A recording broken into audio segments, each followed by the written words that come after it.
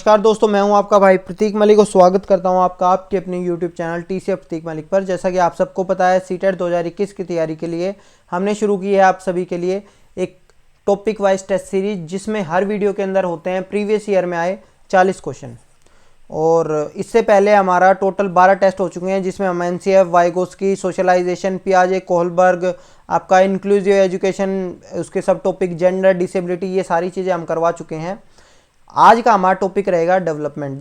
जैसा कि मैंने आपको टेलीग्राम ग्रुप पे बता भी दिया था कि आज हमारी मास्टर क्लास रहने वाली है डेवलपमेंट, यानी कि विकास की डेवलपमेंट, और उसका एक सब टॉपिक होता है डेवलपमेंटल डिबेट।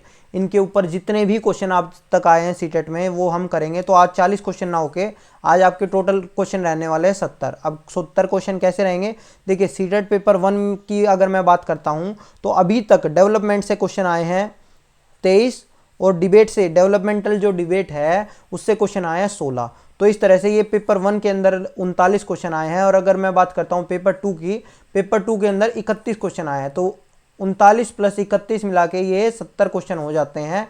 तो आपका आज ये 70 क्वेश्चन का टेस्ट रहेगा। ठीक है दोस्तों, टेस्ट शुरू करने से पहले अगर आपने अभी तक हमारे सब्सक्राइब नहीं किया है चैनल को तो सब्सक्राइब कर लेना, बेल आइकन को भी दबा देना। साथ ही अगर आप हमसे व्हाट्सएप पे जुड़ना चाहते हैं तो हमारा व्हाट्सएप नंबर है 8076392717। अब व्हाट्सएप पे जुड़ के आपको क्या फ़ायदा मिलेगा वो भी थोड़ा सा मैं आपको डिस्कस कर लेता हूँ। इस टेस्ट सीरीज से पहले हमने एक स्पेशल क्रैश कोर्स करवाया था सीटेट का, जो 15 डेज क्रैश कोर्स था। उसका लिंक आपको डायरेक्ट वहीं पे मिल जाएगा। ठीक है, साथ ही आपको 10 पेजेस के ईवीएस के नोट्स होते हैं पेपर 1 के, जिसमें आपका तीसरी, चौथी, पांचवी एनसीईआरटी को मिला के हमने बनाए हैं वो नोट्स।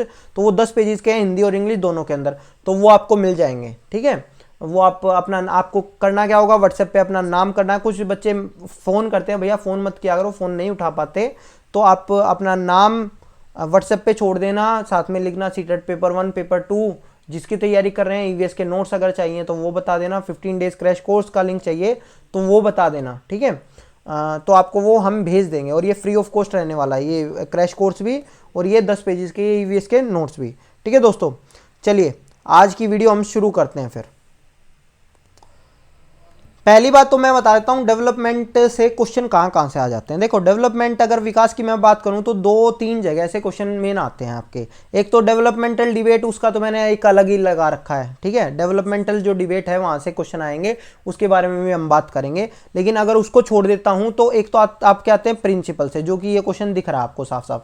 दूसरा आपका कभी कभी आ जाता है स्टेजेस से। ज़्यादा क्वेश्चन नहीं आए हैं स्टेजेस से, लेकिन स्टेजेस से कभी कभी क्वेश्चन आ जाते हैं। दूसरा एक होता है क्षेत्र, आपका डेवलपमेंट का जो क्षेत्र होता है, कौन से क्षेत्र होता है आपको पता होना चाहिए। संज्ञानात्मक विकास होता है, शारीरिक विकास होता है। ठीक है, तो ये आपके क्षेत्र है। सोशियो इमोशनल डेवलपमेंट होता है। तो एनसीईआरटी में अगर आपको, अच्छा डेवलपमेंट अगर आपको पढ़ना भी है तो कहाँ से पढ़ेंगे, एनसीईआरटी साइकोलॉजी क्लास 11 का चौथा चैप्टर। ठीक है, क्लास 11वीं के मनोविज्ञान का चौथा चैप्टर आप एनसीईआरटी की साइट से डाउनलोड कर लेना, वहां से आप पढ़ लेना, आपका डेवलपमेंट पूरा हो जाएगा। ठीक है, साथ ही मैंने क्रैश कोर्स में इसको करवाया भी है, कोई दो राय नहीं है उसमें, उससे भी आपका पूरा हो जाएगा। ठीक है, अब मैं बात करता हूं तो अब आपका जो प्रिंसिपल रहेंगे, प्रिंसिपल के अंदर भी एक जो मोस्ट इंपॉर्टेंट प्रिंसिपल है इनका, इंडिविजुअल डिफरेंस का प्रिंसिपल है। उससे आपको बहुत सारे क्वेश्चन देखने को मिलेंगे, तो उनके बारे में भी हम बात करेंगे। पहले इस क्वेश्चन के ऊपर देख लेते हैं कि इसमें क्या कह रहे हैं। कह रहे हैं which of the following is the principal of development, इनमें से विकास का सिद्धांत कौन सा है ये बताओ भाई। तो कह रहे हैं कि does not proceed at the same rate of for all, सभी की विकास दर समान नहीं होती है। बिल्कुल सही बात है, कोई दिक्कत नहीं है, ये इन्होंने सही कहा है। ठीक है, हर बच्चे की अलग तरह से विकास होता है हर बच्चे का, और उसकी दर भी अलग तरह से होती है। कभी हो सकता है कोई बच्चा ज़्यादा लंबा हो जाए, कोई बच्चा उस एज में उतना लंबा ना हो पाए, उसकी बाद में बढ़े। ठीक है, तो ये आपका दर अलग अलग होती है। ठीक है, किसी का हो सकता है किसी टाइम पे फिजिकल डेवलपमेंट ज़्यादा अच्छा हो रहा हो, किसी का कोग्निटिव डेवलपमेंट ज़्यादा अच्छा हो रहा हो। ठीक है, तो वो इंडिविजुअल डिफरेंस इसी कारण से तो आते हैं हमारे। फिर बात करते हैं डेवलपमेंट इज ऑलवेज लीनियर, विकास हमेशा रेखीय होता है। क्या रेखीय होता है? नहीं, विकास हमारा कभी भी रेखीय नहीं होता। विकास हमारा घुमावदार होता है, स्पाइरल होता है, इस तरह से चलता है विकास हमारा।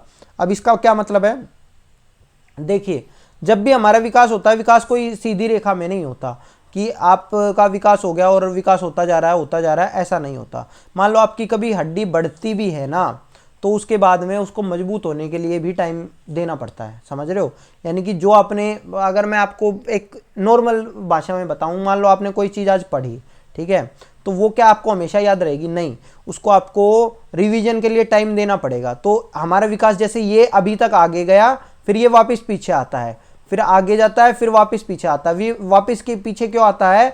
उसी चीज़ को पक्का करने के लिए वापस पीछे आता है, समझ रहे हो। उसी चीज़ को पक्का करने के लिए वापस पीछे आता है। ये हमारा विकास हमेशा हमारा रेखीय नहीं होता, घुमावदार रहता है हमारा, ठीक है।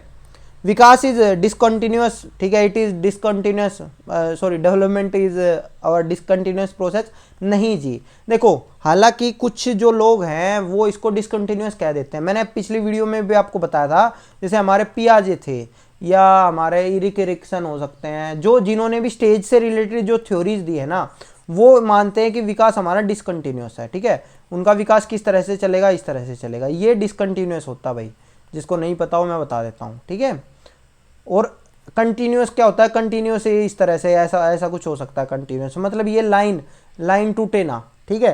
तो ये हमारा, तो विकास हमारा हमेशा इस तरह का रहता है, ना कि इस तरह का रहता है, ठीक है। अब इसके बीच में मतलब ये एक डेवलपमेंटल डिबेट है, जो मैं बात करूंगा ना, डेवलपमेंटल डिबेट के बारे में आगे हम बात करेंगे।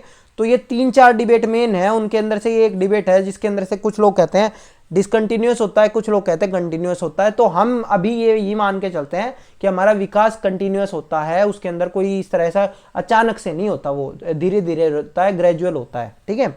तो फिर आपका आता है all processes of development are not interconnected. गलत चीज़ है ये। प्रोसेसेस कौन सा कह रहा है कि सभी प्रक्रिया कह लो, क्षेत्र कह लो, सभी एक दूसरे से संबंधित होते हैं हमारे विकास में।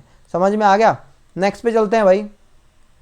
देखिए, जो मैं बात कर रहा था अभी इंडिविजुअल डिफरेंस के बारे में, इंडिविजुअल डिफरेंस का क्वेश्चन आ गया ना। इंडिविजुअल डिफरेंस में आपको कुछ नहीं करना है, आपको अलग अलग तरह से बंदा पढ़ाता मिल जाएगा, वैरायटी ऑफ लर्निंग एक्सपीरियंस देता मिल जाएगा, उनको अनुभव को उपलब्ध कराना, ठीक है, विविध अनुभवों को उपलब्ध कराना, उसके अवसर देता मिलेगा, उसका विविध आपका स्थिति देता मिलेगा। तो अगर ये टीचर ये सारी चीजें करता मिलेगा, विभिन्न तरह से पढ़ाता हुआ मिलेगा, तो ये हमारे व्यक्तित्व भिन्नता के लिए अच्छी चीज़ है, ठीक है।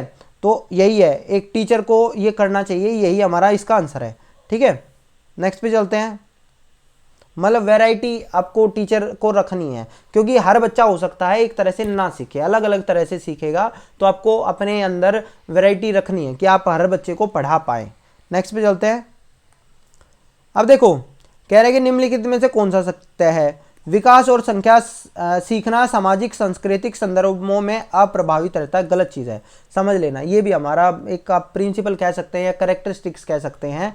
जो ये क्वेश्चंस होते हैं ना, या तो ये करेक्टरिस्टिक्स से मिलेंगे, प्रिंसिपल से मिलेंगे, तो समझना। तो विकास और जो लर्निंग होता है उसके ऊपर फर्क पड़ता है समाज का और संस्कृति का, समझ लेना।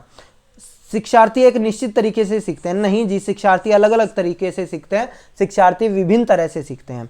खेलना संज्ञान और सामाजिक दक्षता के लिए सार्थक है। अभी इसके ऊपर बात करेंगे। कह रहे हैं कि शिक्षक द्वारा प्रश्न पूछना संज्ञानात्मक विकास में बाधक है। गलत चीज़ है, ठीक है। अब तीसरे वाले के बारे में बात करते हैं। कह रहे हैं खेलना संज्ञान और सामाजिक दक्षता के लिए सार्थक है।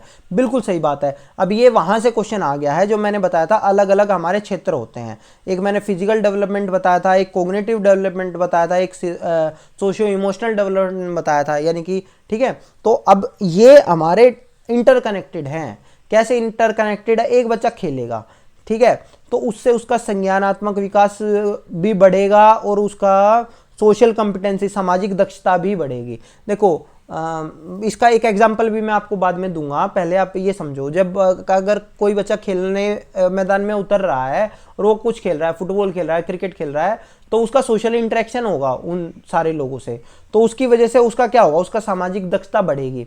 अब आपको नहीं पता हो तो कई टीचर ऐसे होते हैं जो साइंस के कई टॉपिक होते हैं ना, जैसे आपका एंगल हो गया, लाइट हो गया, ये सारी जो चीज़ें होती हैं, उसका रिफ्लेक्शन वगैरह, ये सारा आपका क्रिकेट के थ्रू बहुत अच्छे से समझा देते हैं कि बैट से आप खेलते हो तो आप कौन सा शॉट कैसे खेलते हो, बॉल कहाँ मारनी होती है, तो बैट को कैसे रखते हो, तो वो सारी चीज़ें हैं। तो बच्चा जो खेलने वाला होता है उससे अगर उससे जोड़ देते हैं तो वो ज़्यादा अच्छे से सीखता है। ठीक है, तो ये पॉइंट अच्छा है, ये बात सही है। अब देखो इनका एक और चीज़ मैं बता देता हूँ कि मान लो किसी बच्चे की एक फिजिक अच्छी है, आप ये कह सकते हैं किसी बच्चे की मान लो फिजिक अच्छी है, तो हमेशा देख लेना 90% ये चांस है कि वो सोसाइटी में भी उसकी वैल्यू होगी, सोसाइटी में भी उससे लोग बात करना चाहिए। मैं ये नहीं कह रहा कि वो सबसे बात करना चाहेगा ना, हो सकता है कि वो उसको वो नहीं भी बात करेगा तब भी लोग अच्छे से आके उससे पहले बात करेंगे।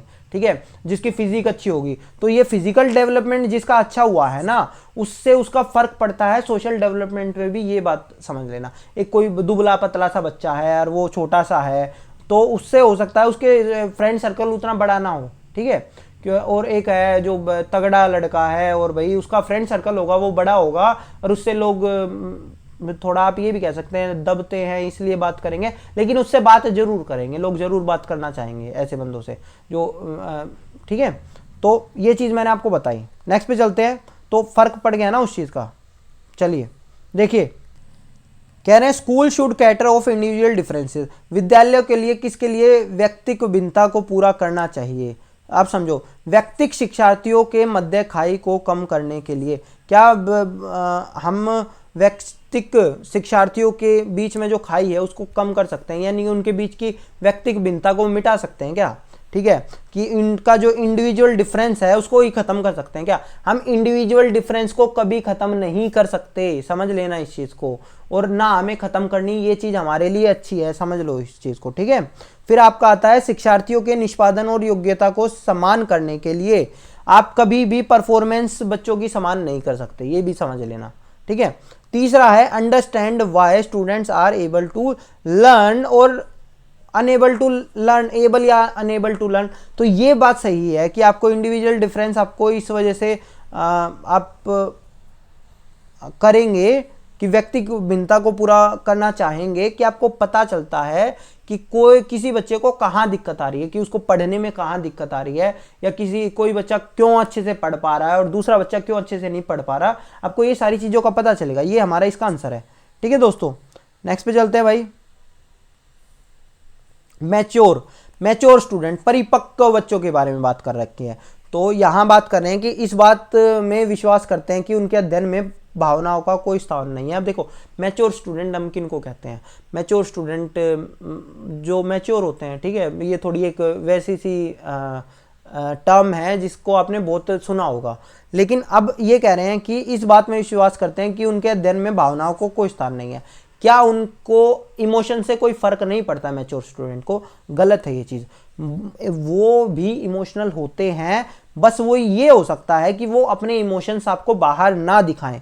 ठीक है, लेकिन वो भी इमोशंस उनमें भी इमोशनल पन होता है, या ठीक है वो भी इमोशनल होते हैं, इसमें कोई दो राय नहीं है। तो उनको फर्क पड़ता है भावनाओं को, अपनी बौद्धिकता के साथ सभी प्रकार के द्वंद्वों का शीघ्र समाधान कर लेते हैं, ऐसा जरूरी नहीं है। ठीक है, अपने अध्ययन में कभी कभी भावनाओं की सहायता चाहिए होती है, उनको भी इमोशनल सपोर्ट कभी कभी चाहिए होता है, और ये बिल्कुल ठीक है। कई बार टीचर गलती कर देते हैं कि ये तो मैच्योर है, ये तो खुद कर लेगा। अरे नहीं भैया, हर बच्चे को टीचर की जरूरत है, समझो इस चीज़ को।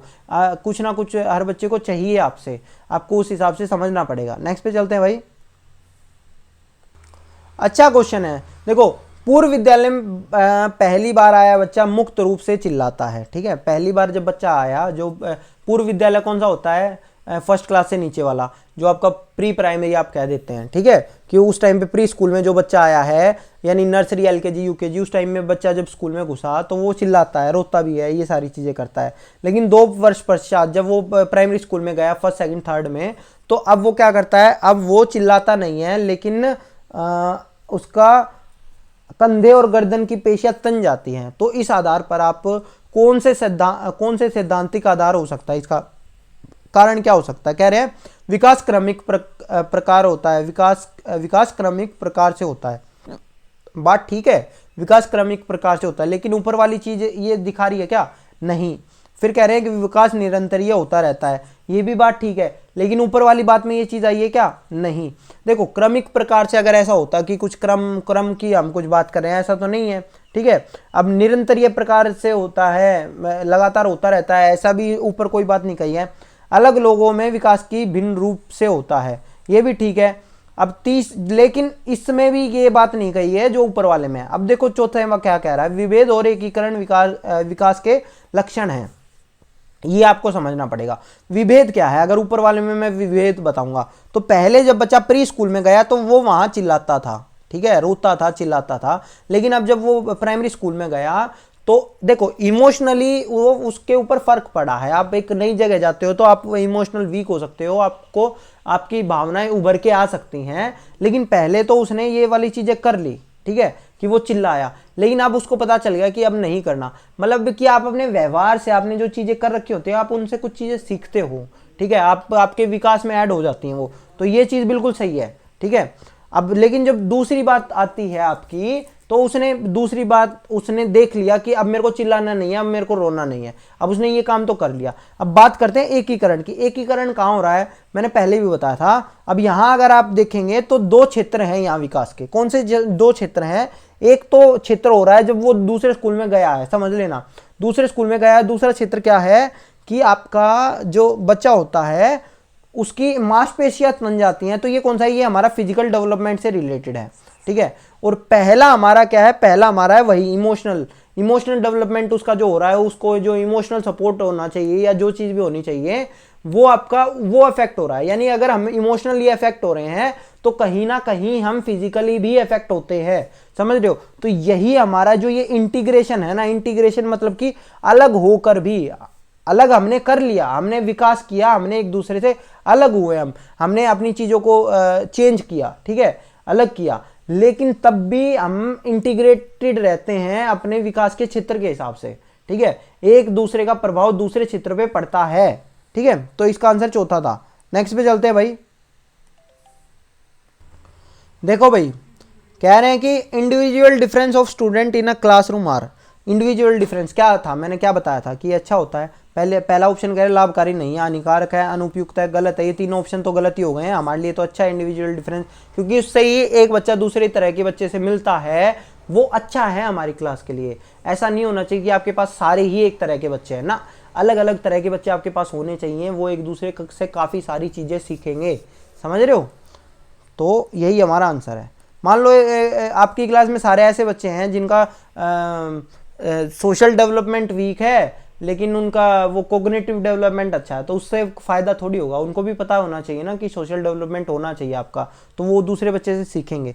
अब बात करते हैं कि ह्यूमन डेवलपमेंट, विकास हमारा जो ह्यूमन डेवलपमेंट होता है वो क्या होता है, मात्रात्मक होता है, गुणात्मक होता है, कुछ सीमा तक अमापनीय होता है, मात्रात्मक और गुणात्मक दोनों होता है। यही हमारा आंसर है कि क्वांटिटेटिव और क्वालिटेटिव हमारा विकास जो होगा वो दोनों होगा।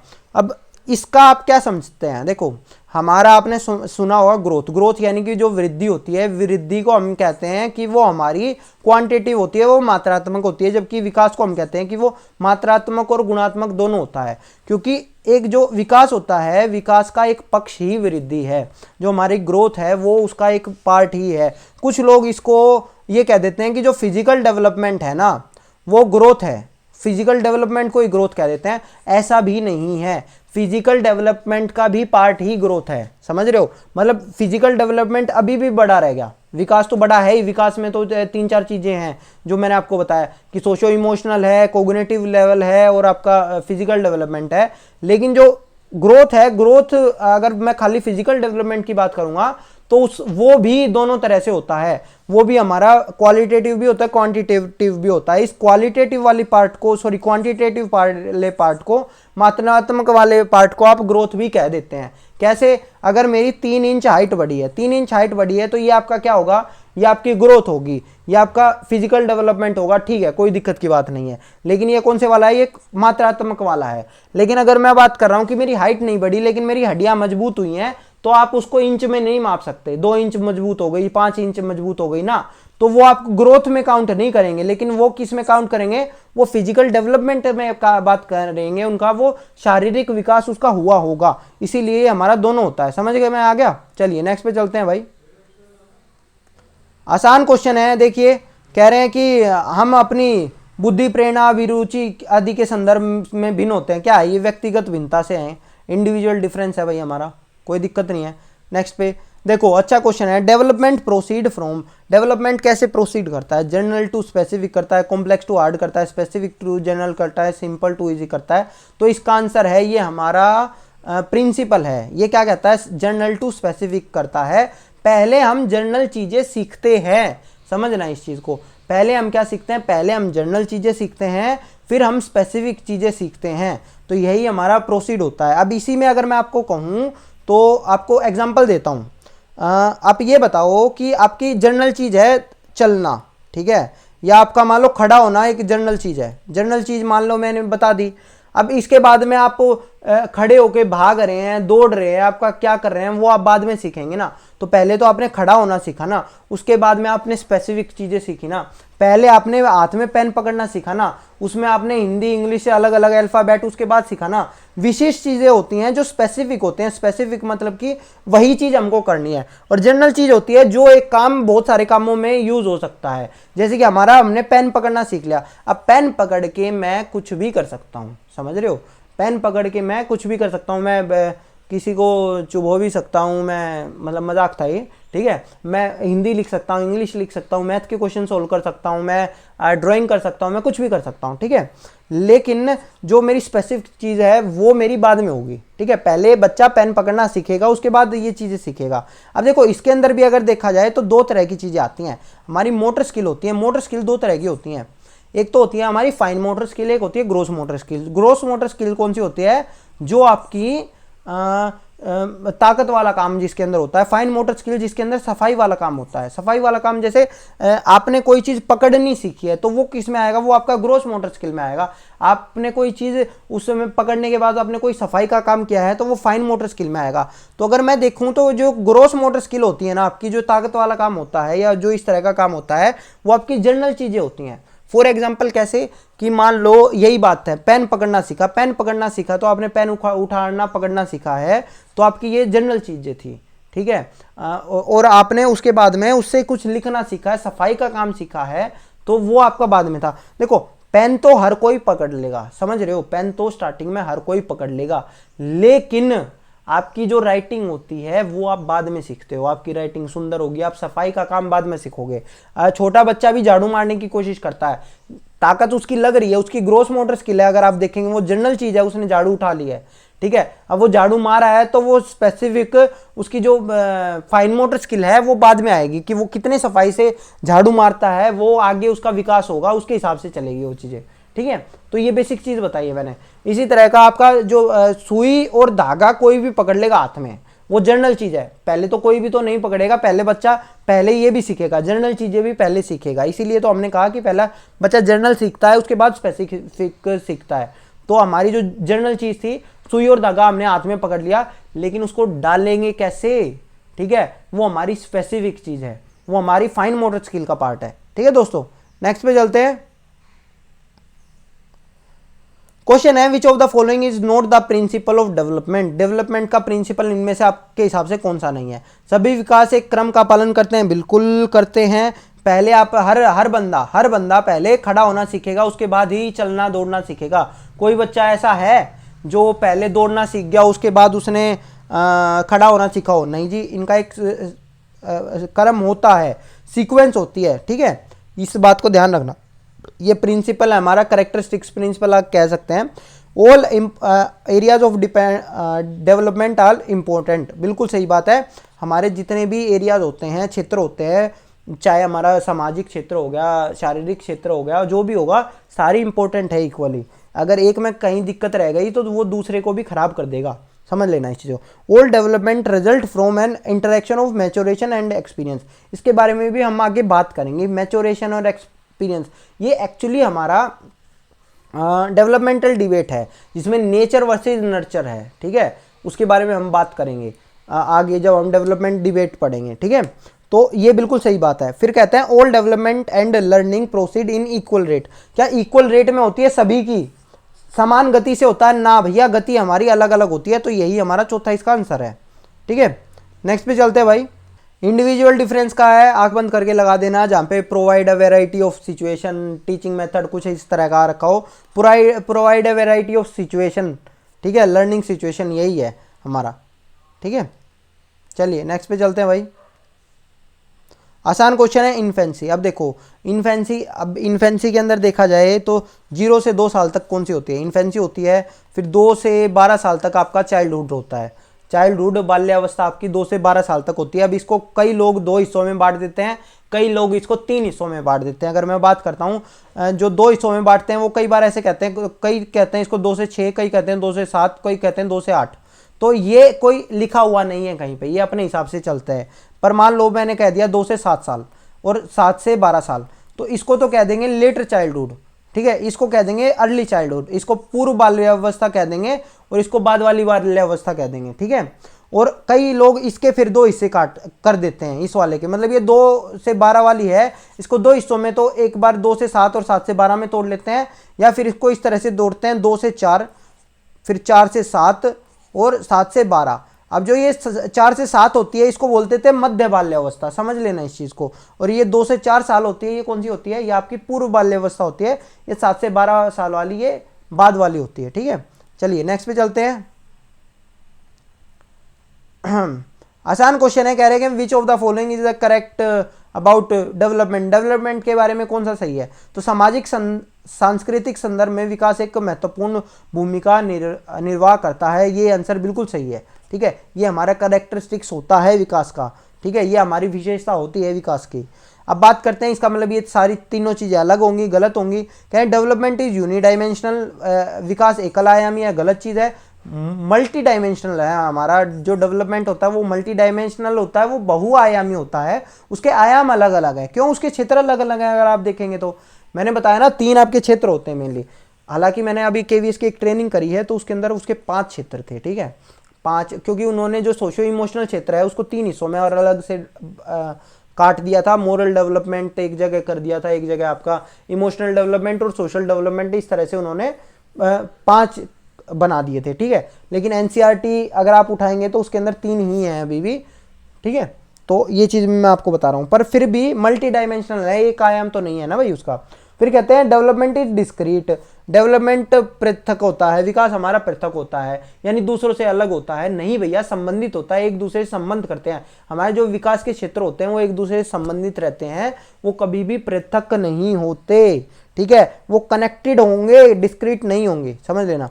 Development begin from and at birth, ठीक है। कह रहे हैं कि जब विकास जन्म के साथ प्रारंभ होता है, जन्म के साथ समाप्त हो जाता है। जन्म के साथ तो होता ही नहीं है, पहली बात तो यही है कि माँ के गर्भ से हमारा विकास चालू होता है, ना कि जन्म होने के बाद, ठीक है। और अंत तो भैया मरने तक होता रहता है, ठीक है। और कुछ लोग तो ये भी कहते हैं कि उसके बाद में, मरने के बाद में भी लोगों के नाखून और जो आपके बाल होते हैं वो बढ़ते रहते हैं, तो कुछ भी कह सकते हैं।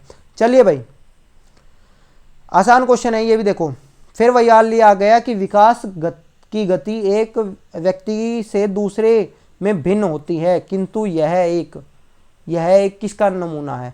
ये तो मान लिया इन्होंने कि एक दूसरे जो हमारे इंडिविजुअल होगी, जो पेस होगी, जो गति होगी, वो तो एक दूसरे से हो सकता है। किसी की लंबाई एक टाइम पे बहुत तेज बढ़ जाए और उसकी फिर स्लो हो जाए, और एक बंदे की पहले स्लो थी फिर बाद में तेज हो जाए, तो ये चीज़ तो हो सकती है। लेकिन कह रहे हैं कि किंतु यह फिर भी एक किस में होगी, सीक्वेंशियल एंड ऑर्डरली होगी, समझ लेना, क्रमबद्ध और व्यवस्थित होगी। कैसे कि हो सकता है एक बच्चा 6 महीने में खड़ा होना सीख गया, एक बच्चा 8 महीने में खड़ा होना सीख रहा है, ठीक है। 6 महीने में जो बच्चा खड़ा होना सीखा, ये 8 महीने तक चलना सीख गया, ये 8 महीने वाला 11 महीने तक चलना सीख रहा है। तो हो सकता है किसी की पहले हो रही है, किसी की बाद में हो रही है, लेकिन इसका जो सीक्वेंस होगा, सीक्वेंस तो सेम है ना भैया, ठीक है। नेक्स्ट पे चलते हैं। देखिए, the cephalocaudal principle of development explain how development proceed.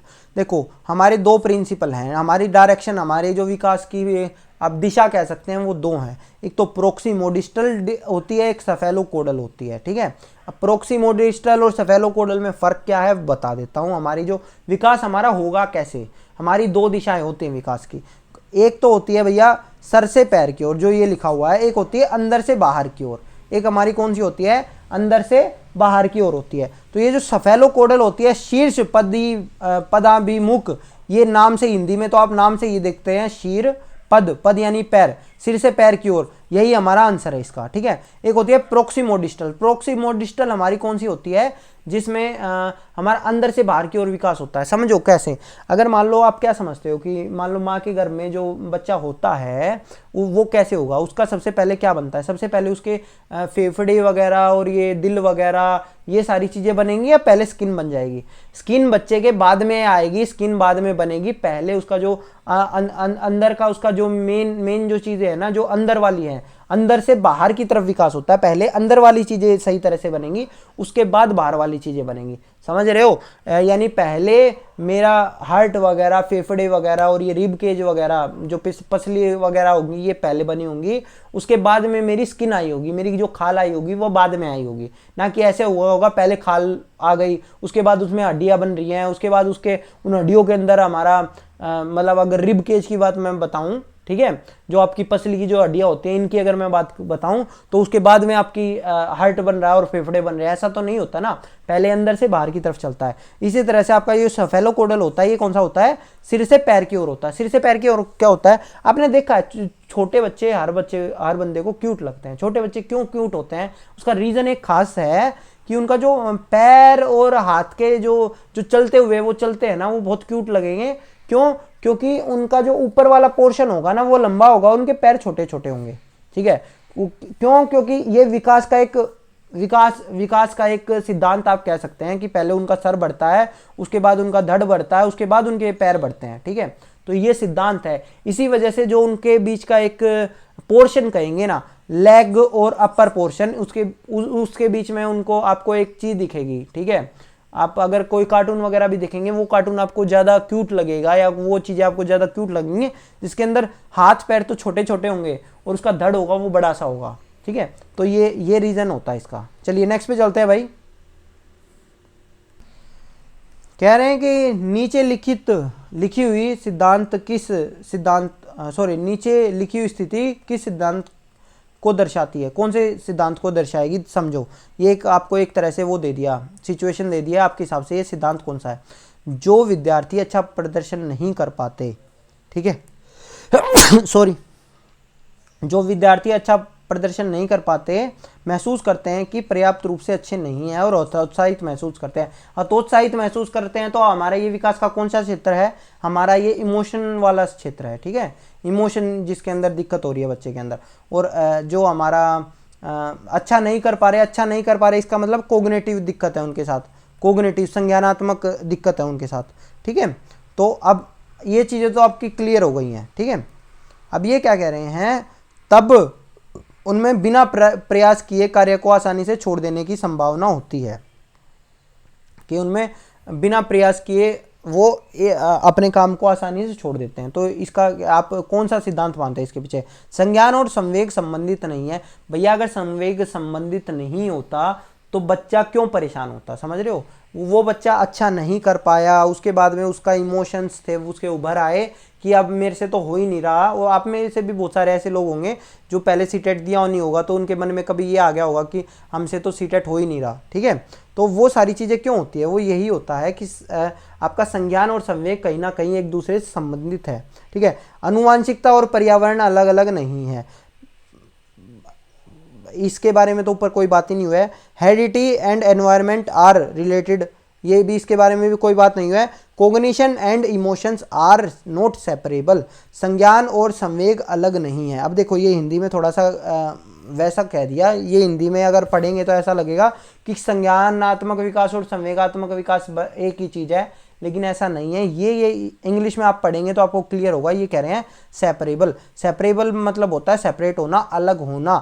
इसका मतलब ये था, अगर इसको हिंदी में सही अनुवाद करूं इसका, तो संज्ञान और संवेग अलग नहीं किए जा सकते। बिल्कुल सही बात है इसमें। देखो जो ऊपर है इससे तो हो ही गया ये, ठीक है। और अगर आपको सेपरेबल का मतलब समझना है तो सेपरेबल का आपने सुना ही होगा। सेपरेट होने का मतलब ये होता है कि अगर जैसे मान लो डाइवोर्स हो जाता है किसी का, ठीक है, तो हस्बैंड वाइफ का, तो वो ये कहते हैं कि हम सेपरेट हो गए हैं, ठीक है। तो वो उसी वर्ड से बना है सेपरेबल, ठीक है। नेक्स्ट पे चलते हैं भाई। कह रहे हैं कि चालक विकास की दर व्यक्तिगत विविधताएं होती हैं, फिर भी चालक विकास का क्रम, ठीक है, there are individual variation in the rate of motor development. Motor development हमने बताया था, इससे पहले बात भी करी थी।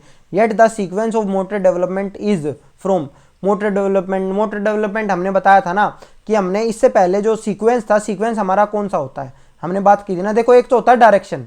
डायरेक्शन हमारी ये चीजें रहती हैं, प्रोक्सिमो, डिस्टल और सेफेलोकोडल, ठीक है। तो यहाँ डायरेक्शन की बात नहीं है, यहाँ सीक्वेंस की बात है। सीक्वेंस हमारा कौन सा था, जनरल टू स्पेसिफिक था हमारा सीक्वेंस। कौन सा था, जनरल टू स्पेसिफिक। जनरल मैंने क्या बताया था, जिसमें ताकत लगती है, जिसमें इस तरह का काम आता है, वो ग्रोस मोटर डेवलपमेंट था। और फाइन मोटर डेवलपमेंट जिसमें सफाई का काम होता है, वो हमारा स्पेसिफिक था, ठीक है। तो सेकंड हमारा इसका आंसर है। नेक्स्ट पे चलते हैं भाई।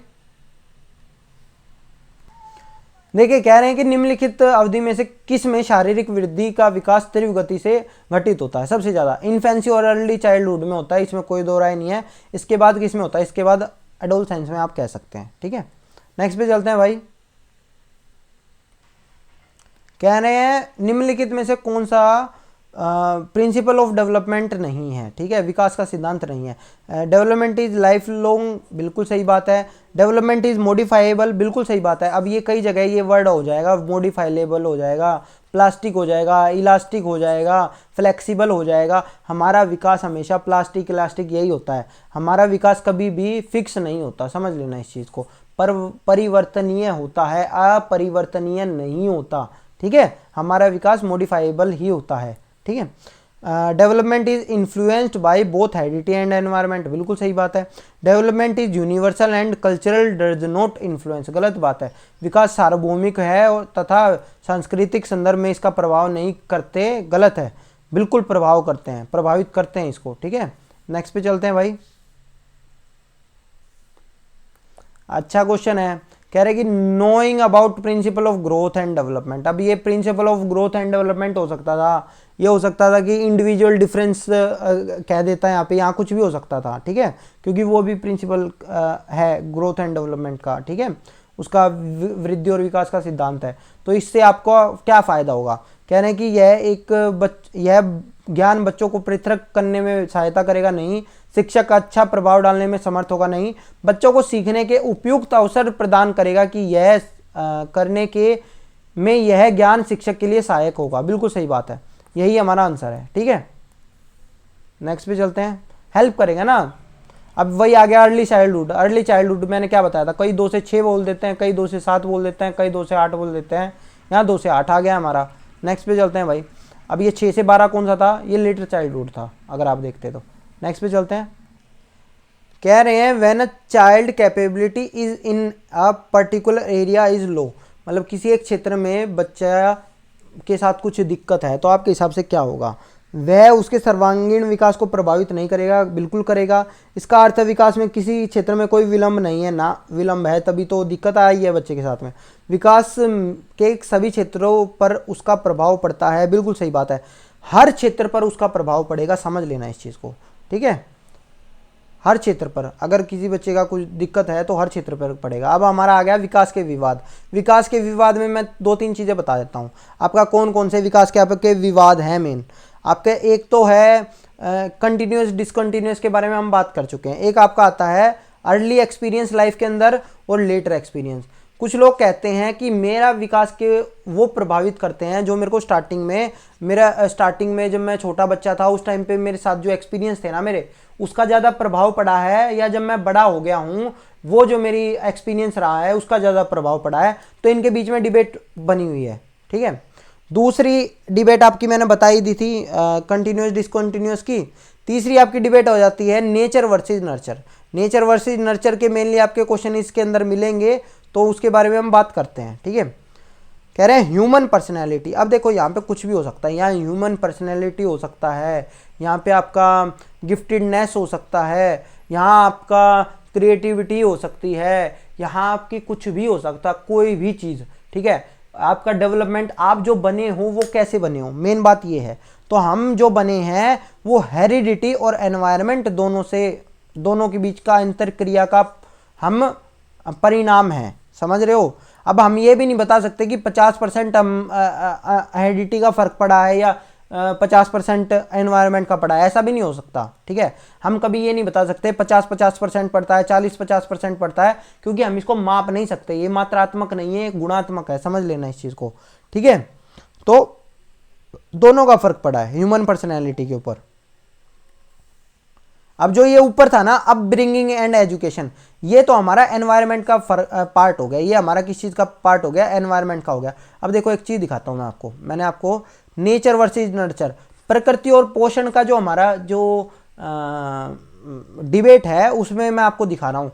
अगर ये सारे आपको ये सारी चीज़ें आपको मिलेंगी ना, तो ये किसका पार्ट है, ये नेचर का पार्ट है। और ये सारी चीज़ें अगर आपको मिलेंगी तो ये आपका किसका पार्ट है, ये आपका नर्चर का पार्ट है, ये एनवायरनमेंट का पार्ट है। ये आपके ये आप समझ लेना, ये नर्चर से रिलेटेड चीज़ें बात हो रही है, यहाँ नेचर से रिलेटेड चीज़ें बात हो रही हैं। तो यहाँ क्या था, आनुवांशिकता और वातावरण, तो इनके बीच में तो इनका हमारा दोनों ही महत्वपूर्ण है, समझ रहे हो, दोनों ही हमारे लिए महत्वपूर्ण है। ठीक है दोस्तों, ये मैंने आपको करवाया भी हुआ है। नेक्स्ट पे चलते हैं। Human development is divided into domain. हमारा जो ह्यूमन डेवलपमेंट है वो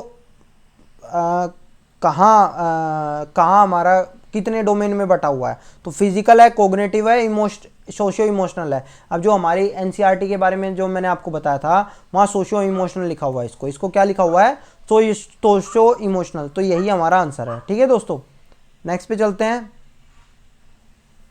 गिफ्टेडनेस, फिर वही वाली बात आ गई, गिफ्टेडनेस तो किसका है, हमारा जेनेटिक मेकअप। देखो जेनेटिक मेकअप अब कहाँ से आ गया, देखो मैंने बताया था ना, हो सकता है यहाँ पे हेरिडिटी आ जाता है, यहाँ पे जीन आ गया, जेनेटिक मेकअप आ गया, ब्लूप्रिंट हो सकता था, कुछ भी हो सकता था, तो जेनेटिक मेकअप आ गया है। मतलब इन सब का मतलब आपका नेचर है, समझ लेना, ये प्रकृति है और इसका सबका नेचर पोषण है।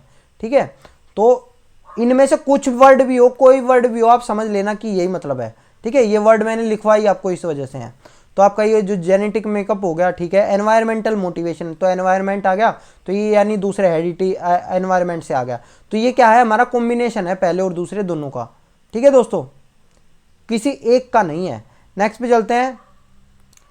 कह रहे हैं ये बताओ कि बच्चे विकास में आनुवांशिकता और वातावरण की भूमिका में कौन सा कथन सत्य है। बच्चे के विकास में, आपका जो विकास हो रहा है उसके अंदर कौन सा कथन सत्य है। कह रहे हैं कि समवयस्क और पितृक का सापेक्ष योगात्मक होता है, सॉरी योगात्मक नहीं होता, नॉट एडिटिव। बिल्कुल सही बात है, हमने बात की थी एडिटिव नहीं होता, ऐसा नहीं होता। 50% विकास का फर्क पड़ेगा, 50% इसका फर्क पड़ेगा, जो कि इसमें कह रहे हैं आनुवांशिकता और वातावरण दोनों का योगदान 50-50% होता है, जरूरी नहीं है।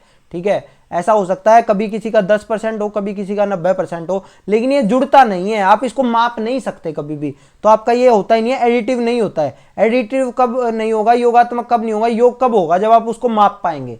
जब आप उसको माप ही नहीं सकते कि मेरी एक पर्सनैलिटी है, आप क्या कहेंगे कि ये इसके मम्मी पापा इस वजह से इसके ऐसे थे, उसका ज़्यादा फर्क पड़ा है, या इसको माहौल ऐसा मिला है इस वजह से ये ऐसा है। आप उसको माप नहीं सकते, दोनों चीज़ों को कभी भी नहीं माप सकते। अगर माप पाएंगे तभी तो ऐड कर पाएंगे, तो यही हमारा आंसर है इसका। ठीक है, अब सेकंड था कि heredity and environment do not operate together, बिल्कुल गलत है। ठीक है, सहज रुझान वातावरण से संबंधित है, जबकि वास्तविक विकास के लिए आनुवांशिकता जरूरी है, गलत है। दोनों के लिए दोनों चीज़ें जरूरी हैं। ठीक है, नेक्स्ट पे चलते हैं भाई। नेचर नर्चर डिबेट आ गई। नेचर नर्चर डिबेट कौन सी है, जेनेटिक्स एंड एनवायरनमेंट की, जेनेटिक्स और एनवायरनमेंट की हमारी नेचर नर्चर डिबेट है। फिर वही वाली चीज़ आ जाती है, नेचर नर्चर डिबेट थी जो हमारी, उसमें कहाँ था, देखो नेचर नर्चर डिबेट, यहाँ देखो नेचर क्या था, जीन्स था, और नर्चर हमारा क्या था, ये एनवायरनमेंट था। ठीक है, तो यही हमारा आंसर है इसका। अब वो क्या कह रहे हैं, वो वहाँ पे अगर मैं बात करता हूँ उसकी, तो आपका ये क्या कह रहे हैं, ये कह रहे हैं बिहेवियर और एनवायरनमेंट और अपब्रिंगिंग, ये दोनों तो नर्चर का ही पार्ट हो गई। ये कौन सा पार्ट हो गई, ये नर्चर का ही पार्ट हो गई, पोषण का ही पार्ट हो गई ये दोनों। ठीक है, और प्रकृति तो आई नहीं है इसमें, तो इसका आंसर हमारा पहला ही है। नेक्स्ट पे चलते हैं भाई। कह रहे हैं ये बताओ कोग्निटिव डेवलपमेंट, संज्ञानात्मक विकास निम्न में से किसके द्वारा समर्थित होता है, किसके द्वारा उसको कौन सहायता प्रदान करता है, कौन सपोर्ट करता है उस चीज़ को, ये देखो। ठीक है, तो देखिए पहला कह रहा है जितना संभव हो उतनी आवृत्ति में संगत और सुनियोजित परीक्षाओं का आयोजन करना। तो ये तो फ्रीक्वेंटली टेस्ट वगैरह ये तो नेगेटिव चीजें होती है। रीइंफोर्समेंट हो गया, ये भी गलत है। Provide a rich and varied environment, यही हमारा है, एक समृद्ध और विविधतापूर्ण वातावरण उपलब्ध करवाना है हमें, ठीक है। नेक्स्ट पे चलते हैं भाई। देखो आर्जव कहता है कि भाषा विकास व्यक्ति की नैसर्गिक प्रवृत्ति से प्रभावित होता है, जबकि सोनाली महसूस करती है कि ये परिवेश से प्रभावित होता है। मतलब ये तो बंदा क्या कह रहा है, ये तो हमारा कह रहा है कि उसका जो उसमें नैसर्गिक प्रवृत्ति यानी कि इनेट हमारा फिर वही वाली चीज़ आ गई। इनेट क्या था, यहाँ देखो इनेट क्वालिटी जो नैसर्गिक प्रवृत्ति कौन सी है, ये नेचर में आ गया है, ठीक है। और जो वो लड़की कह रही है वो कह रही है पोषण वाली चीज़ कह रही है। तो ये हमारी कौन सी डिबेट आ गई, ये नेचर नर्चर डिबेट आ गई है ना। ये हमारी क्या आ गई, ये हमारी आ गई है नेचर नर्चर, प्रकृति और पोषण, पालन पोषण वाद विवाद, यही हमारा आंसर है, ठीक है। परिवेश आ गया ना, परिवेश हमारा किसके अंदर था, परिवेश हमारा एनवायरनमेंट था, एनवायरनमेंट हमारा नर्चर में आ जाता है। नेक्स्ट पे चलते हैं भाई। हाँ जी देखिए कह रहे हैं ये बताओ कि प्रकृति पोषणवाद में प्रकृति से क्या अभिप्राय है, नेचर क्या है आपके हिसाब से, नेचर क्या है। देखो नर्चर तो है जो आसपास चीजें होती हैं, वो क्या था, वो एनवायरनमेंट था, वो हमारा ये है। नर्चर हमारी ये पहले वाला ऑप्शन है जो ये है। लेकिन बात करता हूँ नेचर, नेचर हमारी क्या है, जिसमें जीन्स की बात हुई है, जेनेटिक मेकअप की बात हुई है, जो हमें अपने माता पिता से मिले हैं वो सारी चीजें। तो बायोलॉजिकल गिवन और द हेरिडेटरी इंफॉर्मेशन, यही है हमारी चीजें, ठीक है, यही हमारा आंसर है इसका। नेक्स्ट पे चलते हैं भाई। फिर वही वाली बात आ गई है, कह रहे हैं इंडिविजुअल डिफरेंस क्यों होते हैं। इंडिविजुअल डिफरेंस हो, कुछ भी हो, विकास हो, कुछ भी हो, क्यों होगा वो, वंशानुक्रम और वातावरण के बीच अन्योन क्रिया के कारण होगा, due to interplay between heredity and environment, ठीक है, दोनों के कारण होगा। ड्यू टू इनबोर्न कैरेक्टरिस्टिक्स, ऐसा नहीं होता कि केवल इनबोर्न कैरेक्टरिस्टिक्स की वजह से हो रहा है, या इसकी मतलब केवल एक चीज की वजह से नहीं होता, वो दोनों की वजह से होगा, ठीक है। नेक्स्ट पे चलते हैं। अच्छा क्वेश्चन है फिर से वही वाला। एक 6 वर्ष की लड़की खेलकूद में असाधारण योग्यता का प्रदर्शन करती है, उसके माता पिता दोनों ही खिलाड़ी हैं। मतलब देखो माता पिता खिलाड़ी थे तो उससे उसका क्या हो गया, उससे उसका नेचर मिला उसको, ठीक है। फिर वो आसपास वो क्या करती है, नृत्य प्रशिक्षण करती है, वो ट्रेनिंग भी ले रही है, वो क्या उसका नर्चर भी हो रहा है, समझ रहे हो, एनवायरनमेंट भी उसको मिल रहा है। तो इसमें से आपका कौन सी किस चीज़ का परिणाम होगा, उसकी जो क्षमताएं होंगी उसका हेरिडिटी एंड एनवायरनमेंट की वजह से होंगी। आनुवांशिकता यानी उसके माता पिता हो गए थे, हेरिडिटी एनवायरनमेंट यानी कि वो काम कर रही थी, खुद कर रही थी, ठीक है। नेचर नर्चर डिबेट से ही था ये भी क्वेश्चन। नेक्स्ट पे चलते हैं भाई। अच्छा क्वेश्चन है देखो ये भी, आनुवांशिकता और पर्यावरण की भूमिका के बारे में निम्नलिखित में से कौन सा कथन सही है। सीखने और प्रदर्शन करने की एक बच्चे की क्षमता जीनों द्वारा पूरी तरह से निर्धारित होती है, जीन्स, ठीक है। जीन्स के द्वारा तो नहीं होती कि पूरी तरह, हमने बात करी थी ना, दोनों का फर्क पड़ता है, वातावरण का भी पूरा फर्क पड़ेगा, समझ लेना इस चीज को। अच्छी देखभाल और पौष्टिक आहार बच्चे के किसी भी जन्मजात विकार को दूर कर सकते हैं, ऐसा भी नहीं है, ठीक है। फिर वही वाली चीज है, केवल अच्छी देखभाल ही सब कुछ नहीं होता। पर्यावरण केवल बच्चे के भाषा विकास में महत्वपूर्ण भूमिका नहीं, हर चीज में महत्वपूर्ण भूमिका होती है, ये भी गलत है। विकास के कुछ पहलू आनुवांशिकता और कुछ अन्य वातावरण या पर्यावरण से अधिक प्रभावित होते हैं, बिल्कुल सही बात है। अब देखो कुछ ऐसी चीजें होती है जो आपका पर्यावरण कभी बदल नहीं सकता। कौन से पहलू हैं, जैसे आंखों का कलर होगा, आंखों का कलर उसको जो मिलेगा वो जन्मजात मिलेगा, ऐसा नहीं होगा कि वो अभी धूप में खेल रहा है तो अभी वो क्या रहा था अभी उसकी आंखें काली हो जाएंगी, ऐसा नहीं होता। हो सकता है उसकी स्किन का कलर हो सकता है चेंज हो जाए, लेकिन उसकी आंखों का कलर नहीं बदलेगा किसी एक उसमें आके, ठीक है। नेक्स्ट में चलते हैं भाई। डोमेन आगे देखो, डोमेन क्या है, डोमेन है इमोशनल, इंटेलेक्चुअल, स्पिरिचुअल, सेल्फ। नहीं, मैंने बताया था ना कौन सा होता है, फिजिकल होता है, सोशल होता है, सॉरी फिजिकल, कोग्निटिव और सोशियो इमोशनल होता है। तो ये कौन से में है, ये चौथे वाले में ही है, ठीक है। शारीरिक, संज्ञानात्मक और सामाजिक और संवेगात्मक, यही हमारे डोमेन है, ठीक है। नेक्स्ट पे चलते हैं भाई। जो क्षेत्र हैं यही है हमारे, देखिए फिर वही आ गया primary cause of individual variation, individual difference आ जाता है, वेरिएशन आ जाता है, गिफ्टेडनेस आ जाता है, कुछ भी आ जाएगा। आपका क्या है, आनुवांशिकता और पर्यावरण के बीच जटिल पारस्परिक क्रिया का प्रभाव है, यही है हमारा। आया समझ में? नेक्स्ट पे चलते हैं भाई। इसके बारे में इतनी देर से हम बात ही कर रहे हैं। निम्नलिखित में से विकास से कौन सी संबंधित है? ये आपने सुना क्या मेरे मुंह से अभी तक? नहीं। ये आपने सुना क्या मेरे मुंह से? नहीं। हमने क्या करा था, नेचर नर्चर डिबेट, यही है हमारा तीसरा ही हमारा उत्तर है। ठीक है, नेक्स्ट पे चलते हैं भाई। कह रहे हैं which of this factor play a important role in learning. Learning में कौन कौन से फैक्टर इंपॉर्टेंट रोल होता है? जेनेटिक मेकअप ओनली, गलत चीज़ है। फिजिकल इंफ्रास्ट्रक्चर, नहीं। सोशल कंटेक्स्ट एंड इमोशन, ठीक है, यही हमारा सही है। सोशल कॉन्टेक्स्ट और इमोशन हमारा फ़र्क मतलब होते हैं। ठीक है, मैचोरेशन एंड फिजिकल अपीयरेंस ये नहीं है। ठीक है, ये तीसरा हमारा ऑप्शन है इसका। नेक्स्ट पे चलते हैं। फिर वही आ गया बच्चे के विकास किसका परिणाम होता है? आनुवांशिकता और पर्यावरण के मेल का आ गया यहाँ पे। कई बार परस्पर प्रक्रिया का आ जाएगा, इस तरह से कुछ भी आ जाएगा। ठीक है, तो भैया ये पेपर 1 तो आपका हो गया। पेपर 2 में जो क्वेश्चंस आए हैं वो देखते हैं अब हम। ठीक है, पेपर 1 वालों ये भी इंपॉर्टेंट है, देखना सेम तरह की चीज़ें चलेंगी, बिल्कुल कुछ अलग नहीं होगा जो अभी तक हमने बात करी है। डेवलपमेंट स्टार्ट फ्रॉम, डेवलपमेंट कब होता है? डेवलपमेंट हमारा कब से स्टार्ट होता है? प्रसव पूर्व अवस्था से हमारा स्टार्ट होता है, समझ लेना। कुछ लोग इसको कहते हैं कि भाई इन्फेंसी, शैशवावस्था से नहीं होता, माँ के गर्भ में होता है, जन्म से पहले। हमने पेपर 1 में अभी जब हम बात करी थी ना इस बारे में। नेक्स्ट पे चलते हैं भाई। आ गया जो अभी डेवलपमेंट प्रिंसिपल के बारे में बात कर रहे हैं ना, तो मैंने बताया सबसे ज़्यादा क्वेश्चन कहाँ से आते हैं? इंडिविजुअल डिफरेंस से क्वेश्चन आते हैं। आंसर भी इसका यही होगा, देखना। सीमा हर पाठ को बहुत जल्दी सीख लेती है, जबकि लीना उसे सीखने में समय लगाती है। तो ये क्या है? ये व्यक्तिगत भिन्नता ही है, व्यक्तिगत भिन्नता ही है। नेक्स्ट पे चलते हैं भाई। कहने की संकल्पना और व्यवस्थित प्रस्तुति विकास के निम्नलिखित में से किस सिद्धांत के साथ संबंधित हो सकती है? सिस्टमैटिक प्रेजेंटेशन ऑफ कंसेप्ट में बी रिलेटेड टू, देखो सिस्टम है, इसका मतलब एक सिस्टम से चीज़ें चल रही हैं, एक ऑर्डर में चीज़ें चल रही हैं। एक बात तो ये क्लियर हो गई, समझ रहे हो? अगर कुछ सिस्टम है तो सिस्टम से अगर हम कुछ चीज़ें सीख रहे हैं तो एक ऑर्डर में चल रही है, और जब कंसेप्ट सीख रहे हैं तो इसका मतलब ये चीज़ें भी होंगी कि हम कुछ चीज़ें सीख रहे हैं तो ऐसा थोड़ी होगा कि हमने कुछ चीज़ें सीखी, अगली बार जब सीखी तो हमें पहली चीज़ें भी नहीं पता होती।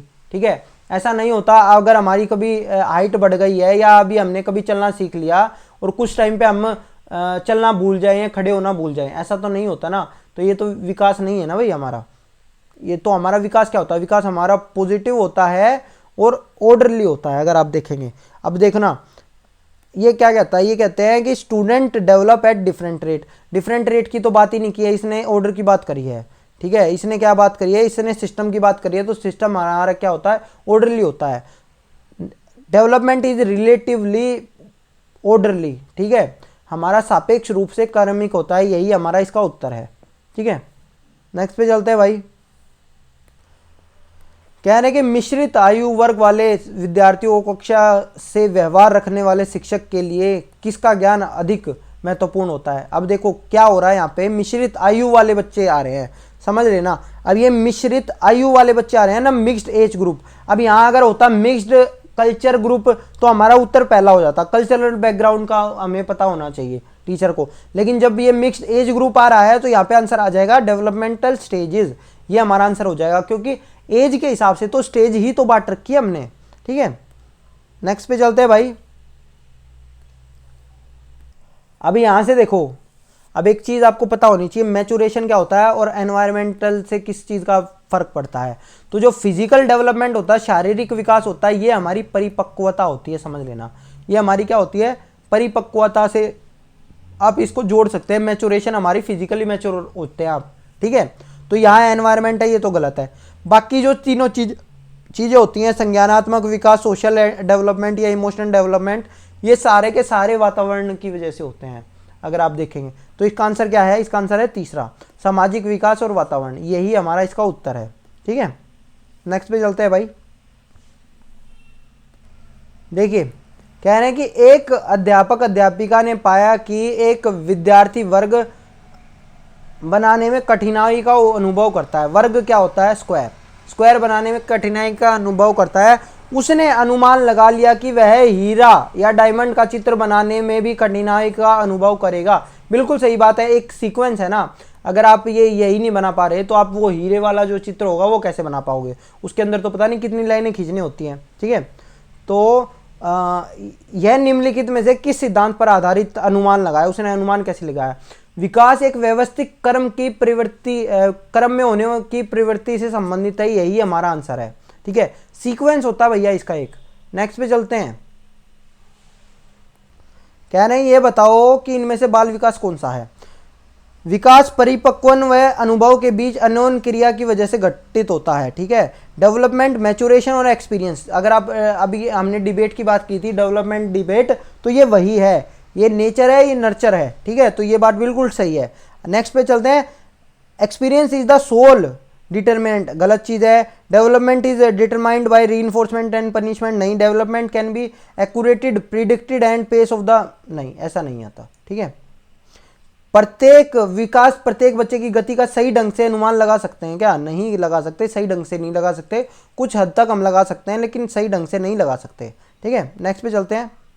कह रहे हैं इनमें से बताओ कौन सा हमारा प्रिंसिपल नहीं है विकास का? लाइफ लॉन्ग प्रोसेस है, बिल्कुल सही है। दोनों से होता है, वंशानुक्रम और पर्यावरण, ये भी सही है।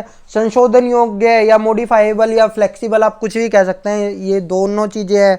डेवलपमेंट केवल संस्कृति से शासित निर्धारित होता है, गलत चीज़ है। केवल इससे नहीं होता। ठीक है, जेनेटिक भी होते हैं चीज़ें। नेक्स्ट पे चलते हैं भाई। अब देखो ये कह रहे हैं मिडल चाइल्डहुड, मध्य बचपन। अब ये जो इस तरह के क्वेश्चन होते हैं, मैंने आपको पहले भी बताया था, ये कोई फिक्स नहीं है, अपने हिसाब से कर देते हैं। तो जो 2 से 6 साल का टाइम था, ये तो हमने बात कर ली थी, ये तो हमारा मध्य तो नहीं हो सकता। ठीक है, हमारा मैक्सिमम क्या करते हैं, 2 से 5 को, 2 से 4 को ये अर्ली चाइल्डहुड कर देते हैं और 4 से 7 वाले को या इस तरह के को हम मध्य कर देते हैं। लेकिन यहाँ तो आप देखेंगे तो वो तो कोई ऑप्शन ही नहीं है, तो मैं इसको तो मध्य नहीं कहूँगा। 2 से 6 को तो मैं कभी मध्य कहूँगा ही नहीं। ठीक है, हो सकता है ये ऐसा कह रहे हो कि 11 से 14 वाला तो हमारा बाद वाला बचपन हो जाता है और ये इसको मध्य कह रहे हो, तो मैं इसके अंदर ऑप्शन अगर मैं लगाता तो मैं चौथा लगाता। लेकिन ये भी मेरे हिसाब से गलत है, यहाँ होना चाहिए था 4 से 7 साल। ठीक है, तभी होता, क्योंकि हमारा कहीं ना कहीं अगर आप देखोगे 2 से 12 साल तक ही तो बचपन माना जाता है हमारा। ठीक है, नेक्स्ट पे चलते हैं भाई। देखिए कह रहे हैं कि विकास के बारे में निम्नलिखित में से कौन सा एक कथन सही है? विकास जन्म से किशोरावस्था तक आगे की ओर बढ़ता है और फिर पीछे की ओर, ऐसा तो नहीं होता, ये निरंतर आगे की ओर बढ़ता है। विकासात्मक परिवर्तन एक सीधी रेखा में आगे जाता है, नहीं भैया, सीधी रेखा में नहीं जाता, घुमावदार होता है, हमने बात करी थी। विकास भिन्न व्यक्तियों में भिन्न गतियों से होता है, यही आंसर सही है हमारा। ठीक है, नेक्स्ट पे चलते हैं भाई। अब देखिए यहाँ मिलान करना हमें, ये बताओ अब प्रोक्सिमोडिस्टल, प्रोक्सिमोडिस्टल ये समीप दूराभिमुख दिशा, ये कौन सा था हमारा अंदर से बाहर की ओर हमारा हो रहा था ना, तो ये कौन सा? ये शरीर से केंद्र से बाहर की ओर जब हमारा चलता है तो ये पहला चौथे में मिल गया है। तो अब ऑप्शन देखेंगे, ए 5वें मिल रहा है, ए दूसरे में मिल रहा है, एक दूसरे में मिल रहा है, ए चौथे में मिल रहा है, चौथा ही ऑप्शन हमारा सही है। यही एक ऐसा है जिसके अंदर हमारा पहला ये चौथे में मिल रहा है, यही हमारा उत्तर सही है। बाकी मिला के देख लेना आपके हो जाएंगे। नेक्स्ट पे चलते हैं भाई। कह रहे हैं निम्नलिखित में से कौन सा कथन गलत है? विकास परिपक्वन और अधिगम पर आधारित होता है। ठीक है भाई, ये चीज़ ठीक है हमारी। ठीक है, अब नेक्स्ट है विकास वंशानुगतता और वातावरण के बीच सतत अन्योन्य क्रिया से होता है, ये भी ठीक है। प्रत्येक बच्चा विकास के चरणों से गुजरता है और फिर बच्चों में व्यक्तिगत भिन्नताएं बहुत होती हैं, बिल्कुल सही बात है। विकास परिणात्मक प्रक्रिया है जिसका ठीक ठाक मापन हो सकता है, ऐसा तो नहीं है ना। ठीक ठाक मापन हम तो हमारा क्या था, विकास कौन सी प्रक्रिया थी? क्वांटिटेटिव भी थी और क्वालिटेटिव भी थी, परिणात्मक भी थी और गुणात्मक भी थी। हमने इस तरह का क्वेश्चन पहले किया है। नेक्स्ट पे चलते हैं पेपर 1 वाले में। इसीलिए तो कहता हूँ पेपर 1 और पेपर 2 दोनों इंपॉर्टेंट है सीडीपी के लिए, क्योंकि इनका सिलेबस सेम आता है और एक तरह के क्वेश्चन आते हैं। चलिए देखिए क्या कह रहा है। ये कह रहा है कि शरीर में केंद्रीय भाग से, ठीक है, वही आ गया, कौन सा है, सेंट्रल पार्ट से हमारा बाहर की तरफ जाता है, अंदर से बाहर की तरफ, तो ये कौन सा था, ये हमारा प्रोक्सीमोडिस्टल था हमारा, यही हमारा आंसर है, प्रिंसिपल ऑफ प्रोक्सीमोडिस्टल।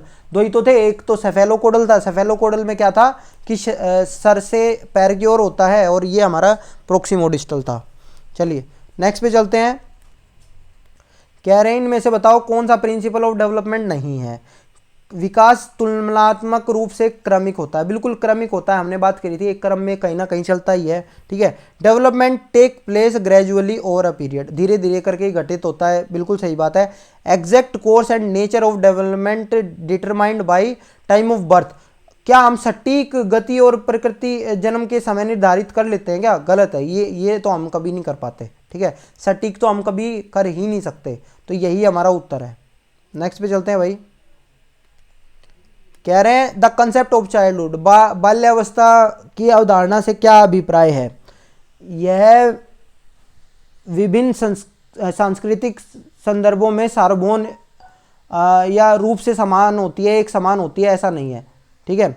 समकालीन सामाजिक संरचनावादी मनोवैज्ञानिकों के अनुसार यह एक सामाजिक संरचना है। सोशल कंस्ट्रक्टिविस्ट थ्योरिस्ट कहते हैं कि ये सोशल कंस्ट्रक्ट है, तो ये सोशल कंस्ट्रक्टिविस्ट हमारा कौन था, वाइगोत्स्की था, ये कहते थे भाई, ये चीज़ कहते थे, ये हमारा सही है। फिर तीसरा हमारा कहता है चिल्ड्रन आर बोर्न इविल, कि बच्चे दुष्ट रूप में पैदा होते हैं। पता नहीं ये बच्चे यार, ये हर पेपर में इस तरह का एक ना एक ऑप्शन जरूर मिलता है जब बच्चों को दुष्ट कहा जाता है, गलत है ये चीज़। नेक्स्ट पे चलते हैं। कह रहे हैं कि निम्नलिखित में से कौन सी मध्य बाल अवस्था की विशेषता है। अब ये मध्य बाल अवस्था की विशेषता थोड़ा सा प्याज अगर आपने पढ़ा हो तो आप कर सकते हैं इस चीज़ को, कि शारीरिक वृद्धि और विकास बहुत तेज से होता है, मध्य बाल अवस्था में तो नहीं होता, अर्ली चाइल्डहुड में और इन्फेंसी में होता है, ये तो चीज़ गलत होगी। अमूर्त रूप से सोचने और वैज्ञानिक तर्क का प्रयोग करने की योग्यता विकसित होती है, गलत है ये चीज़ भी। तार्किक रूप से और मूर्त रूप से सोचना प्रारंभ कर देते हैं, बिल्कुल सही है। जो तीसरी स्टेज थी ना पियाजे की, ये वो वाली स्टेज है, बिल्कुल सही है। नेक्स्ट पे चलते हैं भाई। कह रहे निम्नलिखित में से कौन सा अक्सर बच्चों को कुसमायोजन की ओर ले जाता है। आध्यात्मिक परिपक्वता का अभाव, ऐसा तो नहीं है। संवेगात्मक परिपक्वता का अभाव, ऐसा भी नहीं है। निरक्षर अभिभावक, नहीं। एकाएक कार्य करने का स्वभाव, भाई अब इसके अंदर बल्कि मैं सेकंड वाले ऑप्शन को लगाऊंगा, लैक ऑफ इमोशनल मैच्योरिटी, आप ये कह सकते हैं कि वो उन्हें यहाँ पे कर सकते हैं, ठीक है। अब मैं भी इसके अंदर अगर देखा जाए तो दो के अंदर मैं कंफ्यूज हो सकता हूँ कि या तो इम्पल्सिव नेचर लगाऊंगा या लैक ऑफ इमोशनल मैच्योरिटी लगाऊंगा, लेकिन ज़्यादा अगर मैं देखूँ तो लैक ऑफ इमोशनल मैच्योरिटी ही लगाऊंगा। एकाएक कार्य करने का स्वभाव, ऐसा जरूरी नहीं है कि एक कुसमायोजन की तरफ ले जाए, ठीक है। नेक्स्ट पे चलते हैं भाई। कह रहे हैं कि adolescent conform to peer pressure to fulfil their related need, किशोर से संबंधित अपनी आवश्यकताओं को पूरा करने के लिए समवयस्क दबाव के अनुरूप ढाल लेते हैं, कौन सा, अपनेपन, यही हमारा है आंसर है भैया, यही हमारा। नेक्स्ट पे चलते हैं भाई। Proximodistal principle of motor development means, आपके हिसाब से proximodistal principle of motor development क्या है। विकास जीव के केंद्र से परिधि की ओर अग्रसर होता है, सेंटर टू पेरीफेरी, ठीक है, अंदर से बाहर की तरफ होता है ना, यही है हमारा। चलिए डेवलपमेंटल डिबेट से अब क्वेश्चन आएंगे भैया हमारे, आसान है ये भी। देखिए, एक विद्यार्थी अपने समकक्ष व्यक्तियों के समूह के प्रति आक्रामक व्यवहार करता है, विद्यालय के मानदंडों को नहीं मानता, इस प्रकार कोई बच्चे के साथ कौन सी दिक्कत है। अब ये क्वेश्चन हमारा है एक तरह से देखा जाए आपका डोमेन ऑफ जो आपके डेवलपमेंट है ना, वहाँ से है, तो आपका कौन से डोमेन में आएगा ये वाली चीज़ें। अब ये डेवलपमेंट भी नहीं कहूँगा, ये मैं कह सकता हूँ कि लर्निंग डोमेन। लर्निंग डोमेन कौन सा था, जो ब्लूम टैक्सोनॉमी में है। ब्लूम टैक्सोनॉमी में तीन चीज़ें हैं, एक तो आपका साइकोमोटर है, आपको काम कैसे करना है, एक आपका भावात्मक क्षेत्र है। भावात्मक क्षेत्र क्या होता है, जब आपको पता चलेगा कि आपका आपके भाव वगैरह जो ये सारी चीज़ें आती हैं ना, गुस्सा आएगा, ये सारी चीज़ें आएंगी, तो ये वो है, तो इसका आंसर यही है भाई, ठीक है। नेक्स्ट पे चलते हैं। कोग्निटिव डेवलपमेंट, इसके ऊपर भी हम अलग से एक क्लास लेंगे, ठीक है। नेक्स्ट पे चलते हैं। आसान क्वेश्चन है। डूइंग आस्पेक्ट, डूइंग आस्पेक्ट कौन सा था? जब बच्चे का मैंने बताया था कि जब आपको काम करना आ जाए, तो जो साइकोमोटर था ना, साइकोमोटर को ही साइकोमोटर वाला था जो ब्लूम टैक्सोनॉमी में हम कर रहे थे, उसी को ये कोग्निटिव डोमेन कह देते हैं। यही हमारा उत्तर है इसका, ठीक है। ये लर्निंग वाले क्वेश्चन इसमें आ गए एक दो, चलिए कोई दिक्कत नहीं है। पर फिर वही वाली बात आ गई है, आसान क्वेश्चन है, कोई दिक्कत की बात नहीं है। इसके अंदर कह रहे हैं कि निम्नलिखित में से डैश के अतिरिक्त सभी वातावरणीय कारक विकास को आकार देते हैं। निम्नलिखित में से सभी करेंगे, बस एक नहीं करेगा, ठीक है। वातावरण कौन सा है? क्वालिटी ऑफ एजुकेशन वातावरण है, फिजिक वातावरण नहीं होती, क्वालिटी ऑफ न्यूट्रिशन वातावरण होता है, कल्चर हमारा वातावरण होता है। हमने करा था ना ये क्वेश्चन, अगर आप देखेंगे तो हम इसके बारे में पढ़ चुके हैं।